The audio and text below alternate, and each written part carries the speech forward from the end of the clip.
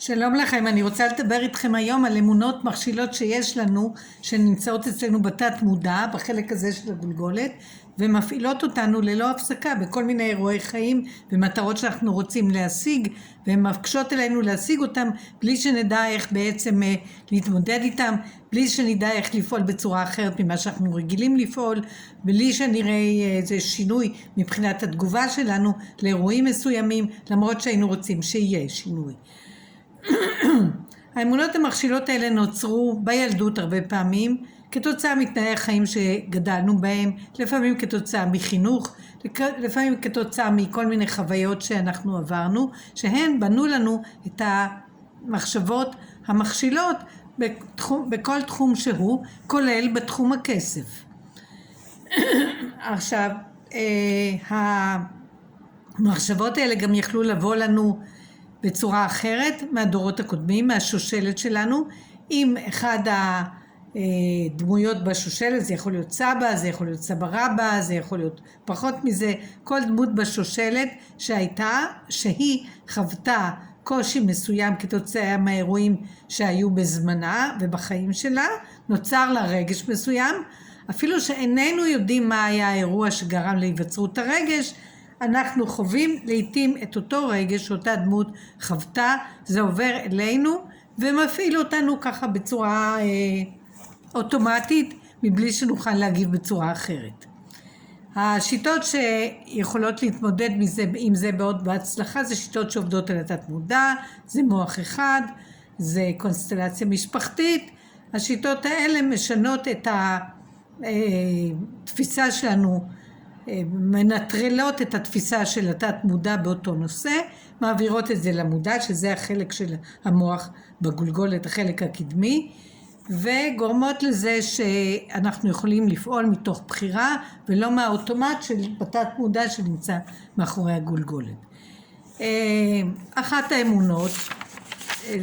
שקשורה לכסף היא אמונה שקשורה להרגשה של צער ואשמה. אנחנו מרגישים שמגיע לנו עונש, אנחנו מרגישים האשמה עצמית, אנחנו מרגישים במאבק, במלחמה, היה לנו ציפיות מהזולת,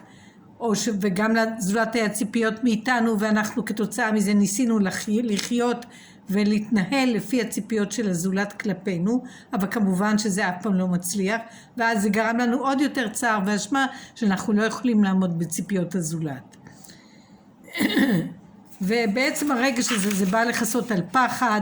על פחד לאבד קשרים, על פחד לאבד את הקשר עם האנשים הקרובים לנו,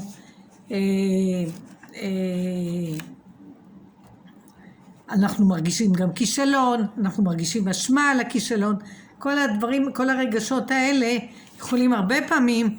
להיות בעוכרינו, כאשר אנחנו רוצים להרגיש שאנחנו ככה מסוגלים להרוויח בגדול, לייצר כסף עבורנו, לחיות ברווחה. הרבה פעמים זה גם יושב על כך שאנחנו לא מרגישים שווים, מתקשים להרגיש שאנחנו אמינים, יש לנו, היינו רוצים להרגיש שיש לנו יכולת להתמודד עם כל קושי, עם כל מבחן, עם כל מערכת יחסים, שאנחנו יודעים ומכירים בערך שלנו, שאנחנו סומכים על עצמנו, שאנחנו לוקחים אחריות מלאה ושלמים עם זה. והאמת שאם אנחנו נצליח להוציא מהתת מודע או לנטרל את ההרגשות של צער ואשמה, אנחנו נגיע להרגשה שאנחנו שווים לזולת, שאנחנו אמינים, שאנחנו יכולים לסמוך על מה שאנחנו עושים, שאנחנו מכירים ומעריכים את מה שאנחנו עושים, לוקחים איזה אחריות מלאה, שלמים עם זה ומאמינים בעצמנו. הדברים האלה משתנים כאמור, כמו שהזכרתי, בעזרת שיטות שמטפלות דרך התת מודע,